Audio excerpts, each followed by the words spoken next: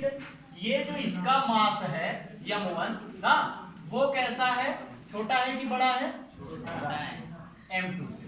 m2 इसका मतलब बड़ा पिंड है। यहाँ पर इतने बड़े पिंड की कल्पना नहीं की गई है जैसे पृथ्वी और उसमें छोटा सा कोई भी पार्टिकल गिरा जाए, ऐसा नहीं है। ये m2 है, ये गति में है कि स्थिर है, नहीं, यहाँ पे कहीं पर भी आपको वेलोसिटी डिनोट नहीं की गई है, इसलिए ये m2 जो वेग है ये स्थिर कंडीशन में है, और यहाँ पर केवल वेग जो है वो u1 वेग, ठीक है।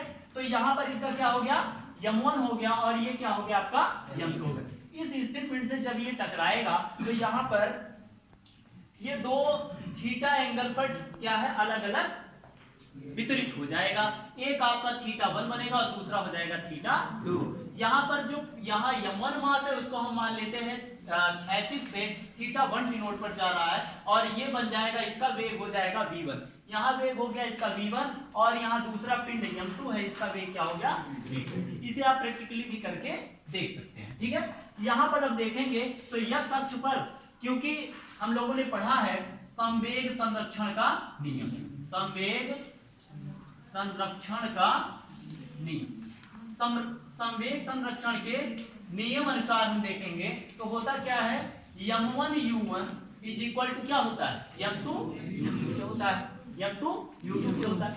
लेकिन यहाँ पर देखेंगे तो जो ये m1 है वो क्या है, m1 v1 है, और प्लस क्या है m2 v2 बाद में, ठीक है ना। इसको हम इक्वेशन 1 मान के ब्रेक कर लेते हैं। इसी प्रकार से हम यहाँ देखेंगे गतिज ऊर्जा के रूप में, किस रूप में, गतिज ऊर्जा के रूप में देखेंगे, और यहाँ पर हम केवल m1 v1 की कंडीशन में ये देखेंगे कि ये जो है वेक्टर फॉर्म में भी हम इसको ले सकते हैं, किस फॉर्म में, वेक्टर फॉर्म।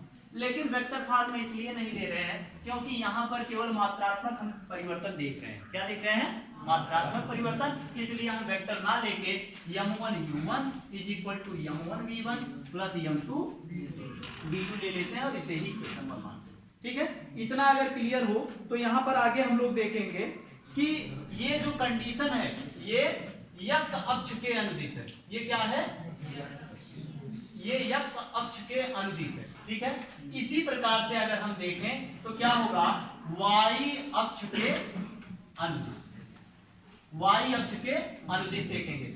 y अक्ष के अगर हम अनुदिश देखेंगे तो यहाँ पर देखो x अक्ष में कैसे ये क्या हुआ, ये बहुत ही इंपॉर्टेंट पॉइंट है, आपके लिए समझने लायक है। जैसे अगर मैं इसे क्या मान लूं, बेस मान लूं, क्या मानूं, बेस। जैसे पूछ सकता है कोई कि यहाँ पर ये cos थीटा के रूप में आ रहा है कि किस रूप में आ रहा है, तो यहाँ पर आप ध्यान देंगे कि जब x अक्ष के अनुदिश लेंगे तो यहाँ पर cos थीटा आएगा, क्या आएगा, cos थीटा आएगा। अर्थात कहने का मतलब है जब हम यहाँ परिमाण रूप में लेंगे तो हम cos थीटा लिखेंगे, और प्लस इसमें भी हम क्या लिखेंगे, cos थीटा लिखेंगे।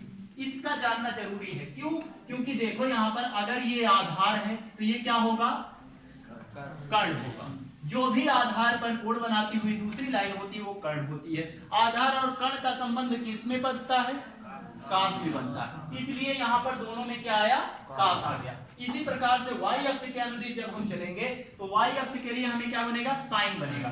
साइन में यहाँ पर ये रिजल्टेंट 90 के एवरेज में आएगा, इसलिए इसको 0 इज इक्वल टू हम लोग यहाँ से लिखेंगे, और ये हमारा बनेगा m1 v1 sin θ1, m1 v1 sin θ1 minus m2 v2 sin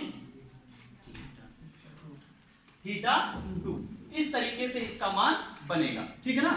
यहाँ पर अगर ये प्रत्यास्थी संघट्ट है तो गतिज ऊर्जा भी इसकी क्या होनी चाहिए, संरक्षित होनी चाहिए ना।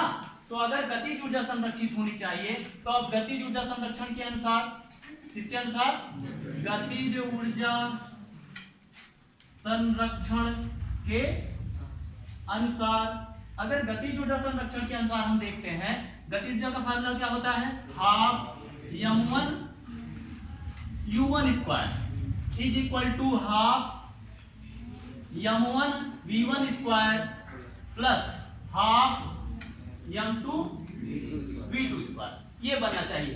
गतिज ऊर्जा के इक्वेशन में आपका क्या है, half m1 u1 square is equal to क्या हो जाएगा, हाफ m1 v1 स्क्वायर और प्लस हो जाएगा हाफ m2 v2 स्क्वायर, ठीक है। ये आपका दूसरा इक्वेशन बनेगा। यहाँ पर ध्यान देंगे कि जो बोथ साइड राशियां हैं जो कट सकती हैं उसको हम क्या कर देंगे, काट देंगे। जैसे इधर भी हाफ है और इधर हाफ कॉमन है, ये हो जाएगा m1 u1 square is equal to m2 v1 square plus m2 v2 square. ये आपका निकलकर मान आ जाएगा। ध्यान देंगे कि यहाँ पे आपको समीकरण जो मिला, समीकरण 1 मिला, समीकरण 2 मिला और समीकरण 3 मिला। यहाँ पे संरक्षण देखेंगे तो गतिज ऊर्जा का जो संरक्षण है वो नहीं मिलेगा, लेकिन संवेग संरक्षण प्राप्त होगा। यहाँ 3 इक्वेशन है, 3 राशियों के आधार पर मान है, इसलिए आसानी से हम क्या कर सकते हैं, उनका मान निकाल सकते हैं। तो ये आपका था द्विविमीय डायमेंशनल में। क्या है ये?